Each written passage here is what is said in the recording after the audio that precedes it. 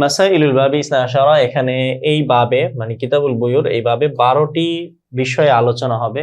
প্রথম হলো রুকনুল বাইআই, বাইয়ের রুকুন কি, বাইয়ের স্তম্ভ কি, কিসের উপরে বাই ভিত্তিশীল মানে দাঁড়িয়ে আছে, কোনটার কারণে বাই সংগঠিত হয়। আচ্ছা, আল বাইউ ইয়ানাকিদু বিল ইজাবি ওয়াল কবুলি, বাই সংগঠিত হয় ইজাব এবং কবুলের মাধ্যমে। ইজাব মানে হলো প্রস্তাব আর কবুল মানে হলো গ্রহণ। ইজাব এবং কবুলের মাধ্যমে, প্রস্তাব এবং গ্রহণের মাধ্যমে বাই সংগঠিত হয়ে যায়। ইদা কানা, যখন এই ইজাব এবং কবুল, এই কানা তাসনিয়ার সিগা, এটার ফিরেছে হলো ইজাব এবং কবুলের দিকে। ইদা কানা, যখন উভয়টা হবে বিলফজাইল মাজি, মাজির শব্দে। মাজির শব্দে যদি ইজাব কবুল উভয়টা হয় তাহলে বিক্রি সংগঠিত হবে, বিক্রির চুক্তি বাস্তবায়ন ঘটবে। দ্বিতীয় পক্ষের যে কথা ওটাকে কবুল বলা হয়। ইদা কানা বিলফজাইল মাজি, যখন উভয়টা মাজির শব্দ হবে তখন কেনা বেচা শুদ্ধ বলে গণ্য হবে, সংগঠিত হবে। মাজির লফজ মানে হলো, মাজির লফজ মানে একজনে বলবে বিআতু, আমি বিক্রি করলাম, আর অপরজন বলবে ইশতারাইতু, আমি ক্রয় করলাম।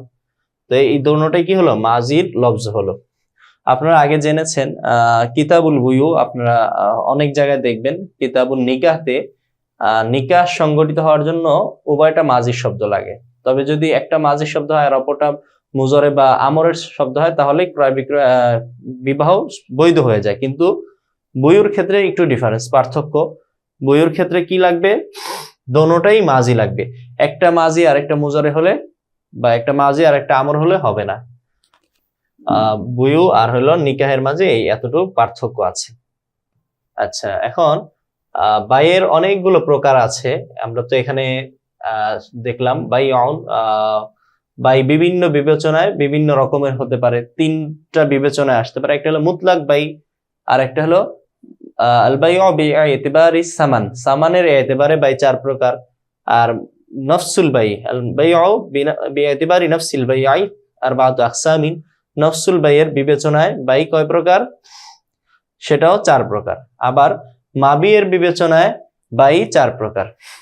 আচ্ছা, নফসুল বাই এর বিবেচনায় বাই 4 প্রকার কিভাবে, কি কি?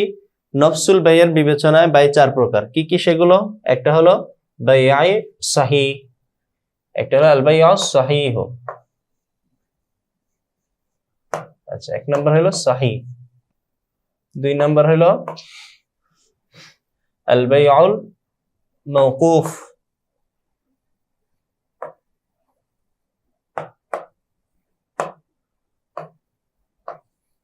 3 নম্বর হলো আল বাইউল ফাসিদ,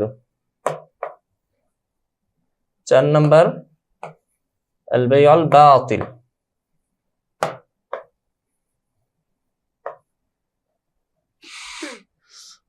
বাই হলো মুতলাক বাইয়ের বিবেচনায় আল বাইউ বিইতিবারি নফসিল বাইই আরবাআতু আকসামিন। 1 নম্বর হলো সহিহ বাই, যেখানে এক পক্ষ থেকে ইজাব আসবে আর এক পক্ষ থেকে কবুল বলবে এবং উভয় পক্ষের বিনিময় মাধ্যমগুলো মাল হবে, বৈধ মাল হবে, অবৈধ কিছু হবে না। তাহলে এই বাইটা সহিহ হবে, বাইআই সহিহ। যেমন আমি দোকান থেকে 10 টাকা দিলাম, আমি একটা চিপসের প্যাকেট কিনলাম, এটা সহিহ বাই। আর বাইউল মাওকুফ হলো আমি অন্যের জিনিস যদি বিক্রি করে দেই তাহলে ওই ব্যক্তির মালিকের এজাজতের উপর এটা নির্ভরশীল থাকবে। যেমন আমি মনে করেন একটা টিস্যু, এই প্যাকেটটা আমি বিক্রি করে দিলাম, কিন্তু এই প্যাকেটটার মালিক আমি না, অন্য একজন মালিক। তা আমি আপনার কাছে বিক্রি করে দিলাম। এখন অন্য একজন যে এটার মালিক, সে যদি এজাজত দেয় যে আমি এটা আমাদের হুজুর এটা বিক্রি করেছে 50 টাকা, যাক আমি এটা অনুমতি দিয়ে দিলাম, আমার 50 টাকা দিয়ে দেন, তাহলে বাই হয়ে যাবে। এটা হলো বাই মাওকুফ, মানে অপরজনের এজাজত, অনুমতির উপর নির্ভরশীল থাকবে এই বাইটা। আল বাইউল ফাসিদু, বাইআই ফাসিদ বলা হয় আমি একটা জিনিস বিক্রি করলাম কিন্তু সাথে সাথে এটার মধ্যে একটা নাজায়েজ শর্ত করে দিলাম, একটা শর্ত যোগ করে দিলাম, যেই শর্তের মাঝে হয়তো ক্রেতার ফায়দা থাকবে অথবা বিক্রেতার ফায়দা থাকবে অথবা বিক্রিত বস্তুটার ফায়দা থাকবে যদি ওটা ফায়দা গ্রহণের উপযুক্ত হয়।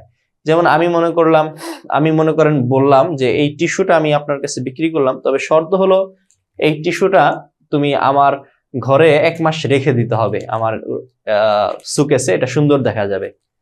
আমি বিক্রি করেছি, আপনি কিনছেন, কিন্তু আপনাকে বলছি এটা আপনি এখন নিতে পারবেন না, 1 মাস পর নিবেন।